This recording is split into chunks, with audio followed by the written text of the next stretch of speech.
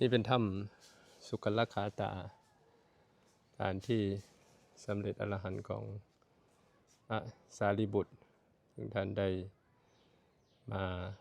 ปฏิบัติพุทธเจ้าอยู่ที่ถ้ำนี้แล้วก็หลานของท่านก็ได้ออกติดตามหาคุณลุงที่นคร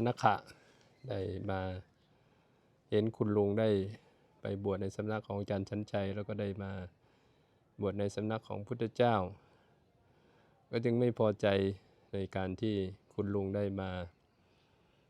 บวชแล้วก็ติดตามมาถึงที่ถ้ำสุกลคาตา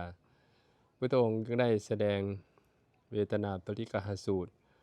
พูดถึงเรื่องของสุขเวทนาทุกขเวทนาและไม่สุขไม่ทุกข์จะทำยังไงจะทำให้จิตนั้นเหนือสุขเหนือทุกข์ให้ได้จะทำให้สารีบุตรพอได้ฟังธรรมก็ได้สำเร็จเป็นพระอรหันต์ที่ถ้ำสุกลคาตาแห่งนี้นั้นก็ถือว่าเป็นถ้ำคางหมูเป็นที่สำคัญในที่พุทธองค์ได้แสดงธรรมแล้วก็ทำให้